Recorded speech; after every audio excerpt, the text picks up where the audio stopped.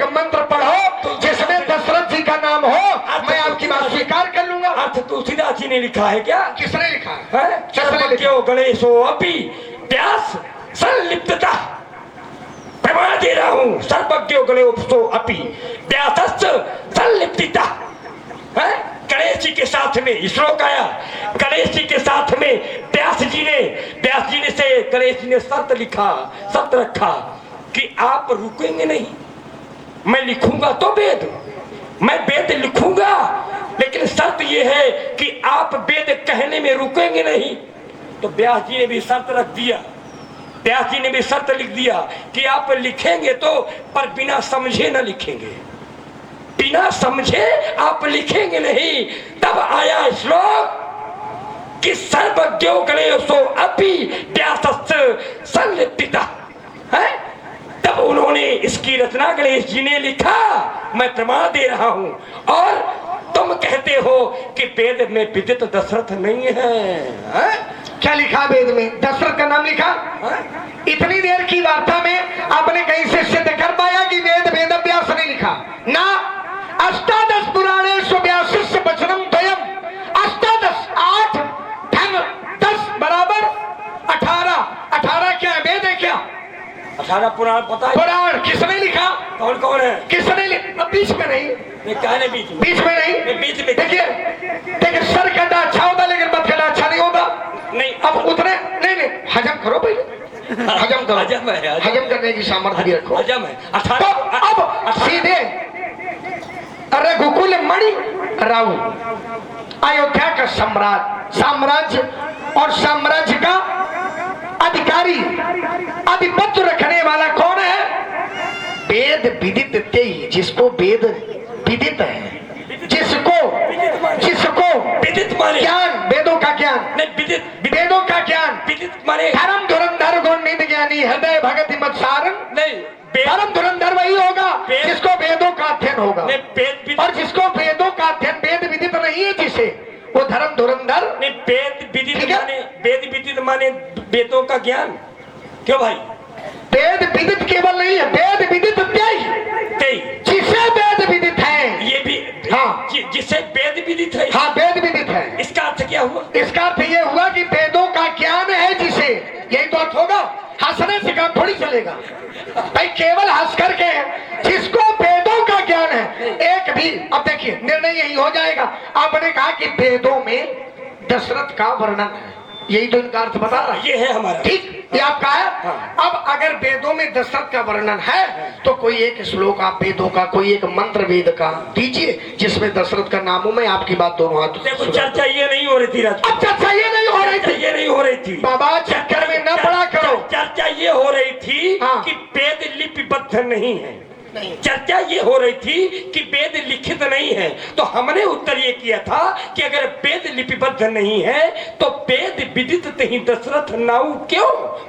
दशरथ का नाम वेदों में विदित है। अब तुम कहते हो वेदों में भी विदित नहीं, बस यही तो अर्थ, यही है। अर्थ का अर्थ न निकालिए। नहीं तो अर्थ तुम कर वेद विदित तेई, और तुमने कहा कि सब लोग सुने नहीं तो वेद विदित तेई, इसका अर्थ क्या होगा? क्या होगा? तेई माने क्या है? तेई माने बताओ केवल। जिसका क्या? तेई माने जिसका वेदों में नाम विदित है। वेदों में नाम विदित है। वेद विदित नाम का अर्थ नहीं है यहाँ, जबरदस्ती का अर्थ निकालना। वेद विदित तेई, केवल इतने का अर्थ निकालिए। बुद्धिजीवी लोग हैं, हाँ, हमसे फिर वही बात सोने मोनी बचल लखन मुस्काने और बाबा खिसियाने, या छेड़ने का चरित्र नहीं। कोई एक प्रमाण दीजिए कि लक्ष्मण चिढ़ रहा है? नहीं, लक्ष्मण चिढ़ता नहीं, लेकिन ये भविष्य में काम देगा। हम है साधारण छुट्टी कर देंगे, लेकिन दूसरा कोई साधारण छुट्टी नहीं करेगा। इसलिए भविष्य के लिए। अब देखिए, लक्ष्मण ने कहा हाँ कि व्यास जी ने 18 पुराण लिखे हैं। 18 पुराण आते हैं तुमको? क्या 18 पुराण कौन कौन से? 18 पुराणों की भी रचना नहीं है। बहुत लोग अभी कह रहा था, फिर पलट गया। अभी कह रहा था कि व्यास जी ने 18 पुराण लिखे। भागवत कब है? अभी इसने कहा ये बात। यूं कौन है? कुछ मर्यादाएं भी होती है हमारी आपकी। हमारी आपकी कुछ मर्यादाएं भी होती है। अष्टादश पुराणेश, ये क्यों कहा मैंने, क्यों कहा?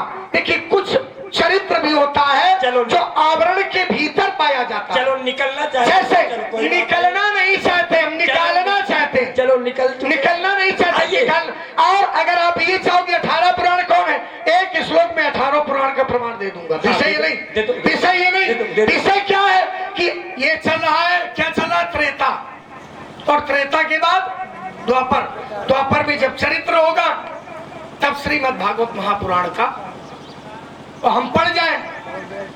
विषय ये नहीं कि हम कल्प भेद हरिचरित सुहाए, एक चरित्र भांति अनेक मुनीसन गाए। मुनीसन गाए तो ये कल्प कल्पांतर में ये वेद हमेशा होते रहते हैं। तुम ये ना ये सब बताओ हमको। नहीं तो आप कोई भी एक प्रमाण दिए दे देते, समझ रहे हो? एक भी कोई प्रमाण आप ये दे देते कि वेद किसने लिखा।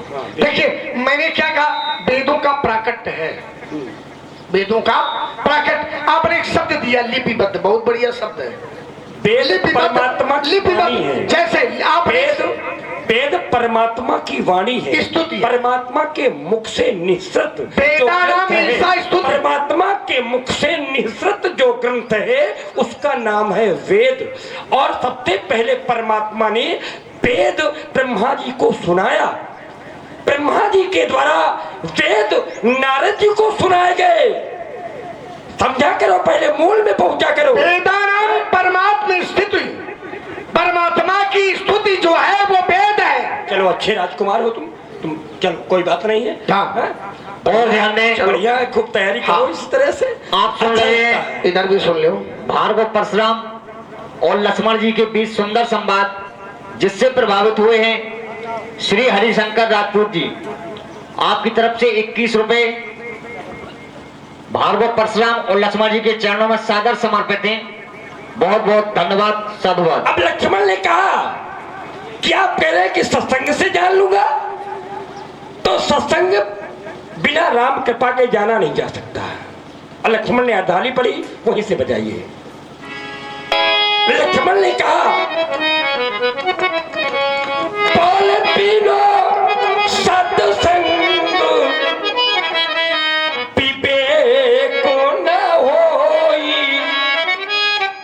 राम कृपा बिन सुलभ न सोई।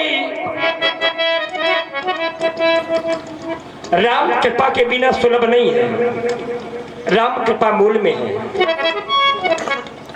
और हम कहते हैं कि जब तक सत्संग नहीं मिलेगा तब तक राम कृपा नहीं मिलेगी। लक्ष्मण कहता है कि राम कृपा से ही सत्संग मिलता है, और हम कहते हैं कि बिना सत्संग के राम कृपा मिलने वाली नहीं है। और कैसे, तो मैं अपनी बात को प्रमाणित करता हूं। कैसे व्याख्या?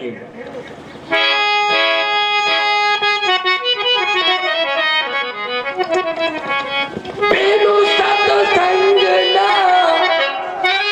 हरि कथा, ते बिनु मोह न भाग। मोह गए बिनु राम पदो, होय न दृढ़ अनुराग। बिना सत्संग के हरि कथा नहीं मिलेगी। आप लोगों ने भगवान की कथा सुनी, ये सत्संग का प्रभाव है। जब भगवान की कथा सुनी जाती है तब जाकर के मोह नष्ट होता है। जब मोह नष्ट होता है तब राम जी के चरणों में अनुराग होता है। और जब राम जी के चरणों से अनुराग होता है तब राम जी कृपा करते हैं। बिना अनुराग के कृपा करेंगे क्या? पहले राम जी के चरणों में अनुराग होगा तब कृपा करेंगे। क्योंकि मिला ही न रघुपति